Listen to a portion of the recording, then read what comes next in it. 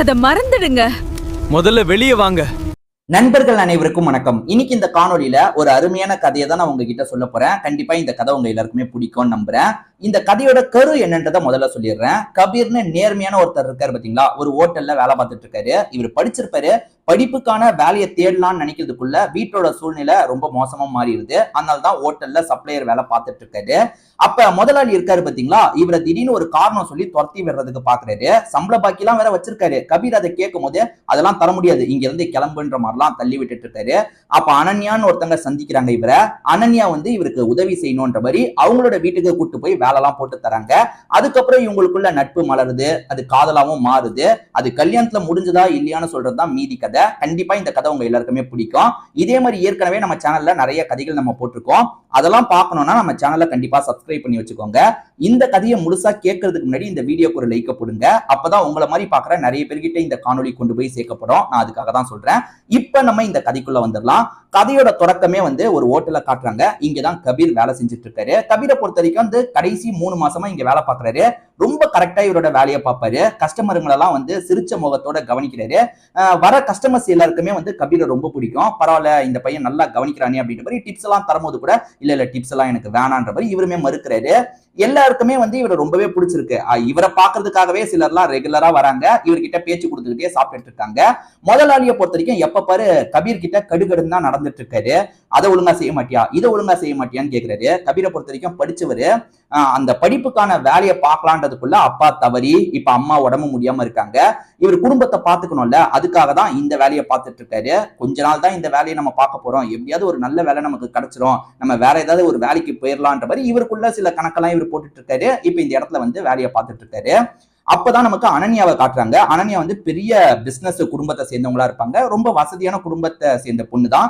ஒரு மீட்டிங்காக போயிட்டு இருக்காங்க. அந்த மீட்டிங் கொஞ்சம் டிலே ஆக போறது உங்களுக்கு முன்கூட்டியே தெரியுது. அதனால வந்து நம்ம சாப்பிட்டு போயிடலாமே அப்படின்ற மாதிரி யோசிக்கிறாங்க. வழியில தான் இந்த ஹோட்டல் இருக்கு. இந்த ஹோட்டல் கிட்ட காரை நிறுத்திட்டு இவங்களுமே சாப்பிடறதுக்காக வராங்க. இவங்களுக்கு பரிமாறுறதுக்காக கபீர் தான் வராரு. கபீரை பொறுத்த வரைக்கும் என்ன வேணும்ன்ற மாதிரி கேட்டு இவங்களை கவனிச்சிட்டு இருக்காரு. அவர் எல்லார்கிட்டையும் நடந்துக்கிற விதத்தெல்லாம் இவங்க கவனிக்கிறாங்கல்ல, இவங்களுக்கு கபீர் மேல வந்து ஒரு அட்ராக்ஷன் வருது. பரவாயில்ல, இந்த பையன் துருன்னு இருக்கானேன்ற மாதிரி யோசிக்கிறாங்க. 2 பேருக்கும் ஆல்மோஸ்ட் ஒரே வயசு தான் இருக்கும். இப்ப கபீரோட முதலாளி இருக்காருல்ல, இங்க வான்ற மாதிரி அதட்டி கூப்பிடுறாரு. கபீர் என்ன ஆச்சுன்னு பக்கத்துல போய் நிக்கும் போது, நான் கல்லாப்பேட்டியில 3000 ரூபாய் வச்சிருந்தேன், அந்த 3000 ரூபாய் எங்க போச்சுன்னு கேக்குறாரு. எனக்கு தெரியாது முதலாளி, நான்லாம் அதை பார்க்கவே இல்லைன்னும் போது, நடிக்காத, இங்க நீ மட்டும் தானே இருக்க, வேற யாரு கல்லாப்பேட்டியில இருந்து காசு எடுப்பா, நீ தான் எடுத்திருக்க அப்படின்ற மாதிரி பிளேம் பண்ண ஆரம்பிக்கிறாரு. இப்பெல்லாம் பழி போடாதீங்க முதலாளி, நான்லாம் இந்த விஷயத்த பண்ணலன்ற மாதிரி கபீர் சொல்லிட்டு இருக்கும் போது, ஆனா ஓனர் ஏத்துக்கிற மாதிரியே இல்ல. இதுக்கப்புறம் உனக்கு இங்க வேலை கிடையாது, நீ கிளம்பு அப்படின்ற மாதிரி சொல்றாரு. திடீர்னு போக சொன்னா எப்படி, சரி எனக்கு சம்பள பாக்கி நீங்க வச்சிருக்கீங்கல்ல, அதையாவது தாங்கன்ற மாதிரி கபீர் கேட்கிறாரு. அதுக்கு இந்த முதலாளி என்ன சொல்றாருன்னா, ஏண்டா ஏற்கனவே என்கிட்ட இருந்து திருடி இருக்க, உனக்கு சம்பள பாக்கி வேற செட்டில் பண்ணுவாங்களா, நீ முதல்ல இங்க இருந்து கிளம்பு அப்படின்ற மாதிரிலாம் சொல்றாரு. இந்த முதலாளி பிளான் பண்ணி பண்றாரா என்னன்னு தெரியல. ஏன்னா கொஞ்ச நாளைக்கு முன்னாடி தான் வந்து வேற ஒரு பையன் இங்க வேலை பார்க்கறதுக்காக வந்திருப்பான். அவன் சின்ன பையன்றதுனால சம்பளம் ரொம்ப கம்மியாவே தரலாம். அவன் வந்ததுனால கபீரை துரத்தி விடுறதுக்காக இந்த பிளானை போடுறாரு போல. சோ இப்ப கபீர் இருக்கார்ல, என் அம்மாக்கு ரொம்ப உடம்பு முடியல, நிறைய மருந்து மாத்திரை எல்லாம் வாங்க வேண்டி இருக்கு, இப்படி பண்ணாதீங்க, நான் வேலை பார்த்த கூலியை தானே கேட்கிறேன், தாங்கன்ற மாதிரிலாம் கேட்டுட்டு இருக்காரு. ஆனா முதலாளி ஏத்துக்க மாட்டாரு. இங்க இருந்து போறியா இல்ல போலீஸ்க்கு கால் பண்ணவா அப்படின்ற மாதிரி மிரட்ட ஆரம்பிக்கிறாரு. இது எல்லாத்தையுமே வந்து அனன்யா கவனிச்சிட்டு இருக்காங்க. கபீர் பக்கம் நியாயம் இருக்குமோன்ற ஒரு அடிப்படையில இவங்களுமே வந்து கபீருக்காக பேச ஆரம்பிக்கிறாங்க. அவர் தான் திருடலன்னு சொல்றாருல, அதே மாதிரி சம்பள பாக்கியா நீங்க நிறைய வச்சிருக்கீங்க, அப்படி இருக்கும் போது எப்படி நீங்க தரமாட்டேன்னு சொல்லுவீங்கன்னும் போது, மேடம் நீங்க வந்து வந்தீங்களா சாப்பிட்டீங்களா அந்த வேலையை பாருங்க மேடம் அப்படின்ற மாதிரிலாம் கோவப்பட்டு பேசிட்டு இருக்காரு. இவங்களையும் திட்டுற மாதிரிலாம் பேசுறாரு. அந்த ஓனர் வந்து அனன்யாவையும் திட்டுற மாதிரிலாம் பேசிட்டு இருக்கும் போது கபீருக்கு ஒரு மாதிரி கஷ்டமா இருக்கு. நமக்காக பேசி இவங்க எதுக்காக வந்து தேவையில்லாத வார்த்தையெல்லாம் வாங்கணும்ன்ற மாதிரி யோசிக்கிறாரு. இல்ல மேடம் பரவாயில்ல, எனக்காக நீங்க எதுக்கு பேசிட்டு இருக்கீங்கன்னும் போது, அப்படிலாம் இல்ல, நீங்க உங்க பக்கம் நியாயம் இருக்குன்னு நான் நம்புறேன், அதனால தான் பேசிட்டு இருக்கேன், நீங்க எடுக்கலன்னும் போது சத்தியமா நான் அந்த மாதிரிலாம் எடுக்கல மேடம், இவர் வேணும்ட்டே இப்படி பண்றாரு மேடம் அப்படின்ற மாதிரி கபீர் சொல்லும் போது இவங்களுமே பேசிட்டு இருக்காங்க. ஆனா ஒரு ஸ்டேஜ்ல சண்டை பெருசாகுது இல்ல. கபீர் என்ன சொல்றாருன்னா, பரவாயில்ல மேடம், இந்த காசு போனா போகுது, நான் வந்து கவனிச்சுக்கிறேன் அப்படின்ற மாதிரி, நான் எப்படியாவது சமாளிச்சுக்கிறேன் அப்படின்ற மாதிரி இங்க இருந்து கிளம்ப பார்க்கும் போது உங்க அம்மாக்கு மருந்து மாத்திரை எல்லாம் வாங்கணும்னு சொன்னீங்க, இப்ப உடனே எப்படி நீங்க வாங்க முடியும்னு கேட்கும் போது இவருமே நான் எப்படியாவது சமாளிச்சுப்பேன் மேடம், கடன் உடனே வாங்கி சமாளிச்சு பண்ணும் போது, ஆனா இவங்க என்ன பண்றாங்கன்னா காசு எடுத்து தராங்க.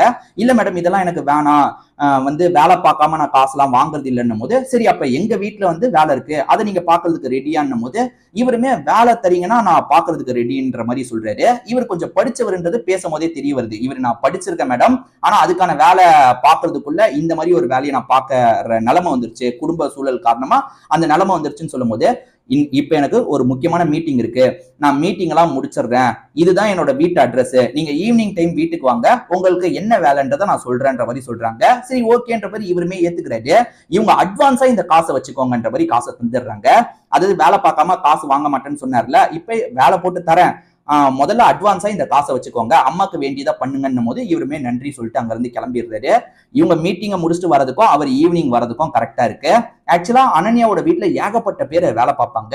இவர் கொஞ்சம் படிச்சவர்ல, சாதாரண வேலையை தர வேணாம், எல்லாரையும் மேனேஜ் பண்ற வேலையை தரலான்ற மாதிரி யோசிக்கிறாங்க. நீங்க எல்லாரையும் மேனேஜ் பண்ற வேலையை பாருங்க அப்படின்ற மாதிரிலாம் சொல்லிட்டு இருக்காங்க.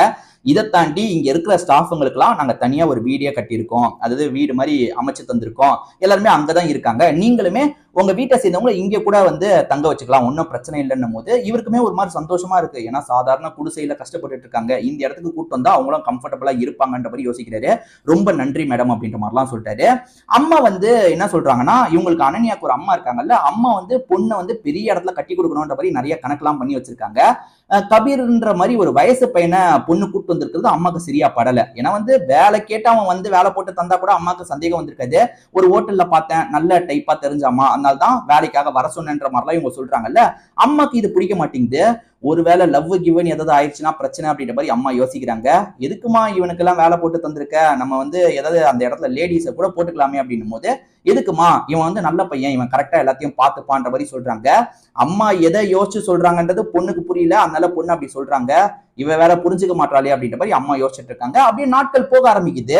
இந்த அனன்யா இருக்காங்க பாத்தீங்களா, வீட்டுல இருக்கும் போதெல்லாம் அடிக்கடி கபீரை கூப்பிட்டு பேசிட்டு இருக்காங்க. என்ன வேலை எல்லாம் கரெக்டா போயிட்டு இருக்கா, அம்மாவோட ஹெல்த் கண்டிஷன் எப்படி இருக்கு, நான் அம்மாவை வந்து நடுவுல பாக்குறேன்ற மாதிரிலாம் சொல்றாங்க. இவருக்குமே ரொம்ப சந்தோஷமா இருக்கு. ஏன்னா அவங்க பெரிய முதலாளி, இருந்தாலும் நம்ம கிட்ட வந்து சகஜமா பேசுறாங்க அப்படின்ற மாதிரிலாம் இவருக்கு தோணுது.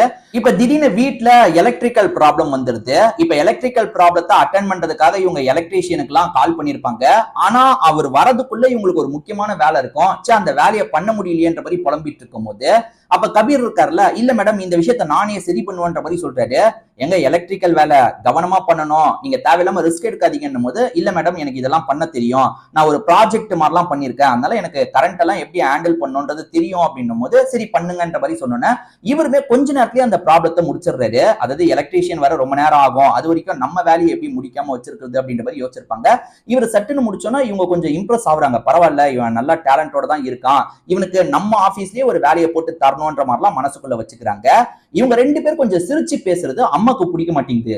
அனன்யாவோட அம்மாக்கு என்ன பயம்னா, ஒருவேளை பொண்ணு வந்து அவனை லவ் பண்ணிட போறா அப்படின்ற மாதிரி பயம் இருக்கும். இப்ப அந்த பயம் கொஞ்சம் கொஞ்சமா அதிகமாயிட்டு இருக்கு. அனன்யா ஹோட்டல்ல வச்சு கபீரை பார்த்தாங்க பாத்தீங்களா, அப்பயே வந்து கபீரை கொஞ்சம் பிடிச்சிருக்கும், அதனாலதான் வந்து வீடு வரைக்கும் கூட்டு வந்திருப்பாங்க. இப்ப இவரை வந்து பேச பேச பழக பழக ரொம்பவே பிடிக்க ஆரம்பிச்சிருது. இவங்க காதலிக்க ஆரம்பிச்சிடுறாங்கல்ல, அந்த விஷயத்த வந்து கபீர் கிட்ட நம்ம வெளிப்படுத்திடலான்ற மாதிரி ஒரு ஸ்டேஜ்ல கபீர் கிட்ட வெளிப்படுத்துறாங்க. கபீர் இதை கேட்டு ஷாக் ஆயிடுறாரு. என்ன மேடம் இப்படி திடீர்னு சொல்லிட்டீங்க, இதெல்லாம் நமக்குள்ள எப்படி மேடம் செட் ஆகும், உங்களோட லெவல் வேற என்னோட லெவல் வேற மேடம், இதெல்லாம் வேணான்ற மாதிரி சொல்றாரு. அப்படிலாம் இல்ல, எனக்கு உன்னை பிடிச்சிருக்கு, உன்னை நல்லபடியா நான் வந்து பார்த்துப்பேன், நீ என்ன நல்லபடியா பார்த்துக்கிட்டா போதும்ன்ற மாதிரிலாம் பேசுறாங்க. இதெல்லாம் வந்து கபீருக்கு அவ்வளவு சரியா படல. கபீர் கொஞ்சம் அவாய்ட் பண்ணிடுறாரு. அதாவது எனக்கு இதுல விருப்பம் இல்லை மேடம்னு அவாய்ட் பண்ணிடுறாரு. அனன்யா வந்து இந்த விஷயத்த அம்மா கிட்ட கொண்டு போயிடலான்ற மாதிரி அம்மா கிட்ட சொன்னோம்னா அம்மாக்கு தூக்கி வாரி போட்டுருது. எது நடக்கக்கூடாதுன்னு நினைச்சோமோ அது நடந்துருச்சு. ஆனா பொண்ணு கிட்ட நம்ம வந்து வேணான்னு சொன்னா பொண்ணு வந்து நமக்கு அகைன்ஸ்டா மாற வாய்ப்பு இருக்கு, பொண்ணு கிட்ட நம்ம வந்து சரின்னே சொல்லி வைப்போன்ற மாதிரி சரின்ற மாதிரிலாம் சொல்லி வச்சிடுறாங்க. அப்படி சொல்லி வச்ச அம்மா அனன்யா கிளம்புனதுக்கு அப்புறம் கபீரை கூப்பிட்டு பேச ஆரம்பிக்கிறாங்க.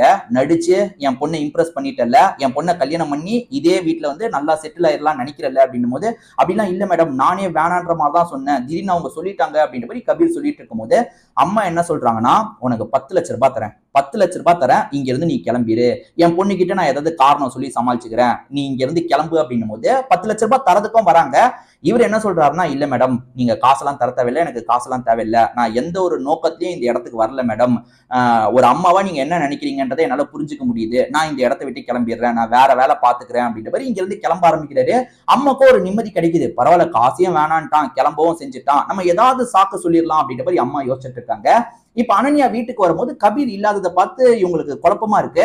அதே மாதிரி கபீரோட அம்மாவும் இல்ல, அம்மாவை கூட்டிட்டு போயிருக்கிறது தெரிய வருது. அவர் சம்பந்தப்பட்ட திங்ஸ் எதுவுமே இல்ல. ரொம்ப கன்ஃபியூஸ் ஆயிடுறாங்க. என்ன ஏதுன்ற மாதிரி அம்மா கிட்ட கேக்குறாங்க. அதாவது என்ன ஏதுன்னு அம்மா கிட்ட கேட்கும் போது, அவனுக்கு வேற எங்கேயோ வேலை கிடைச்சிருச்சான், அதனாலதான் கிளம்பி போயிட்டான், உன்கிட்ட சொல்லலையா அப்படின்ற மாதிரி அம்மா நல்லவங்க மாதிரி கேக்குறாங்க. இல்லையே, என்கிட்ட சொல்லலையே அப்படின்ற மாதிரி அனன்யா யோசிக்கிறாங்க. அனன்யா என்ன நினைக்கிறாங்கன்னா, நம்ம காதல சொல்லிட்டோம்ல, அவன் கொஞ்சம் அன்ஈசியா ஃபீல் பண்ணா, அதனாலதான் கிளம்பி போயிட்டான் போல அப்படின்ற மாதிரிலாம் யோசிச்சுட்டு இருக்காங்க. அவர் போனதை இவங்களால ஏத்துக்க முடியல. ஏன்னா நம்பர்ல இருந்து எதுவுமே அவரு நம்பருக்கு ட்ரை பண்ணலான்னு பார்த்தா அந்த நம்பரே அவர் இது பண்ணிட்டாரு போல, பிளாக் பண்ணிட்டாரு போல. இவங்களால கான்டாக்டும் பண்ண முடியல. அவர் இதுக்கு முன்னாடி ஒரு வீட்டுல இருந்தாருல, அங்க தேடி போய் பார்க்கலான்னு பார்த்தா அங்கேயும் அவர் இல்லைன்னு தெரிய வருது. ரீச்சே பண்ண முடியலையன்ற மாதிரி ரொம்ப கஷ்டப்பட்டுட்டு இருக்காங்க. அம்மாவுக்கு நிம்மதியா இருக்கு. இப்பதான் அம்மாவுக்கு கொஞ்சம் நிம்மதியா இருக்கு. பரவாயில்ல, நம்ம நினைச்ச மாதிரி பொண்ணுக்கு ஒரு கல்யாணம் பண்ணி வைக்கலான்ற மாதிரி அம்மா யோசிச்சுட்டு இருக்காங்க.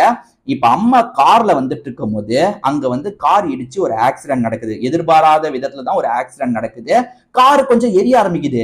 சுத்தி ஒரு கூட்டமே வந்துருது. கூட்டத்துல இருக்க எல்லாருமே பக்கத்துல போறதுக்கு பயப்படுறாங்க. லாங்ல இருந்து கவனிச்சிட்டு இருக்காங்க. இந்த அம்மாவால வெளியே வர முடியல, கொஞ்சம் கால் லாக் ஆயிருக்கு.